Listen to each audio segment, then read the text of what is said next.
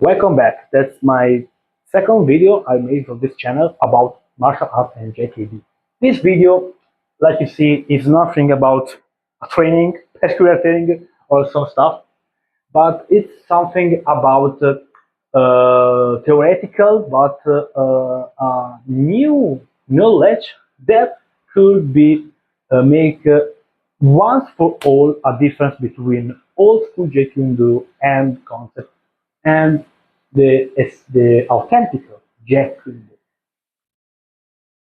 I want to say the problem of Jeet Kune Do was this different type of school because Bruce Lee founded some first school, then had to let them and start the career as actor. But during the career, he developed Jeet Kune Do. He never stopped to develop, and he developed with some other people, like that one. That one was the partner sparring for Jeet Kune Do until his end of his life, and he spread the ultimate Jeet Kune Do. Ultimate, the authentic, because it's the last one that Bruce Lee himself developed. And the problem of that, this misunderstanding, is from a phrase from Bruce Lee that say, take the essential, use that, and discharge the rest. However, it's something very peculiar because he never said what you have to take. He never said take the essential technique and discharge the technique you don't need. He couldn't say what exactly because in this time neuroscience wasn't developed like today. What does it mean? Because Bruce Lee, in his development, and we can see that because if we see video of his training on the beginning, then the middle, and then the end, he start to simplify, start to say to find the simplification of the biomechanical movement, the essential biomechanical movement to use in every martial art and to use in JK. However, before proceeding, continuing with this argumentation, we have to understand why I call neuroscience. Because we have to understand how our brain works about movement. And it's very peculiar. We have a lot of parts of our brain that works about movement. We have now to take the most important related what Terry was saying. The first one here behind her head, we have the cerebellum. Cerebellum or cerebellum is like a small brain that has a lot of functions. The one that we really interest us is that he regulate, he act the automatically movement. Is another part is near him, his side. Now I don't wanna to make a lot of part, a lot of things because it's more complicated. Everyone can check, can make a search, can even with ChatGPT if you want. However, is that we have this part of our brain that makes the automatic movement that can become a pattern of movement. For example, riding a bike, driving a car, you don't be conscious about every single movement of your leg. And this because these parts of our brain, this area, work about that. Okay? What happens when we have to learn a new movement? And then we have another part that's our control part, the prefrontal neocortex. That is what we call is here. This part of our brain and regulates the motion and the movement. And is in dialogue, make a dialogue with our part here, and say, okay, we have to adapt the movement, okay, make signal, and they communicate to change the movement. What happens when you have to learn a new movement? The first of all, your brain say, hey, use this, make this movement, repeat. You don't make repeat. in the first time. You use the pattern you already know. That could be the same or almost the same of what you see. But normally, if the pattern you have to learn, the pattern of movement you have to learn new, are complicated, your brain makes a lot of mistakes because there is a lot of new paths you didn't never try, and you make a lot of mistakes. For this reason, in every gym now we have, but I will buy, we have mirror. You look at your mirror, okay, and you can see your movement, okay. You can watch what you do, and you can correct your mistake. When you correct the mistake 1, 2, 3 times, this new movement become the new pattern, okay, of your cerebellum. What now? Come back to Bruce Lee.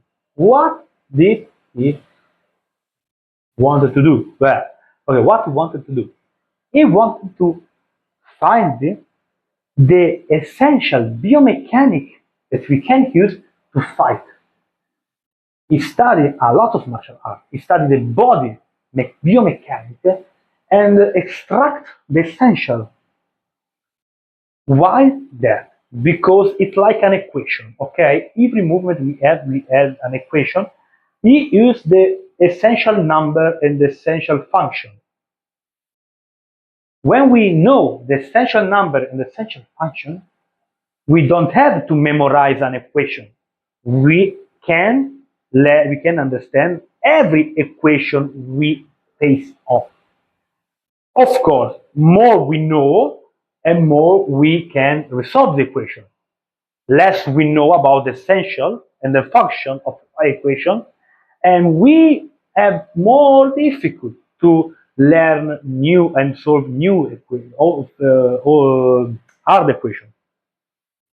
That's the point. Take what you need, discharge the rest. You take the essential. You take what you have, the biomechanic, essential biomechanic. You learn that and you train that until you spit blood from your mouth.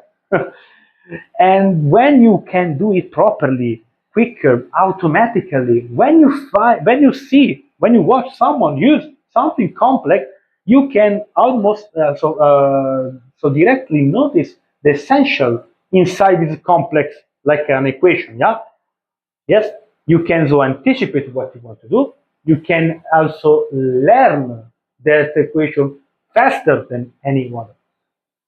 For this reason, Bruce Lee was really skillful, was really good to anticipate, not only because of his physique and his brain, because he trained to elaborate information of complex information from biomechanic movement to learn to immediately analyze the essential one and automatically how to counter. That's the point. Now we come back. When we have to study all other skills from other martial arts and we take some technique from Filipino martial art, from Muay Thai, from etc., etc., etc., and we also our approach is to, yeah, we learn also Filipino. We start Filipino. We make also something else. We don't make this process Bruce Lee wanted. We have to learn the essential and then in our experience use the essential to understand others. That's the difference between traditional JKD concept and the JKD spread from Ted Wong. And that's why JKD is very efficient in every contest, even in street fight. Because this new approach of JKD is the best approach from our neurological pattern or neurological work, and make us better to learn, to understand the opponent, and to be faster, quicker as possible. Of course, when someone practices the ultimate JKD, you can so call the ultimate JKD, that doesn't mean he has only to use the essential pattern. he can also develop something personal, but his personality has to be related to that. So I think that this video and this decoration of my decoration could make end of this doubt about JKD concept, original JKD, ultimate JKD, JKD, JKD. No, we already know that. We have now the scientific knowledge that Bruce Lee didn't have. For this reason, could be so specific of what he was searching of. Now we know that. Now I want to make this video to make clear what he really wanted. I think this video put an end of this argued discussion. That doesn't mean that JKD concept isn't real martial arts or something. It's not there. I don't want discredited other martial art, because when someone makes JKD concept and work hard in his life, entire life, he is a good master too. However, the approach is something different from Bruce Lee' real intention. It's something good, and it's good. It's not bad. It's not the martial art that makes a fighter. It's the person behind the fighter that has to put himself, work hard, and be good, not only by fighting, but also in his personal life. I hope you enjoyed this video. I hope you like. I would be very, very, very happy if you comment and we share opinion, we share knowledge, so that I can make new content and have a contact with you.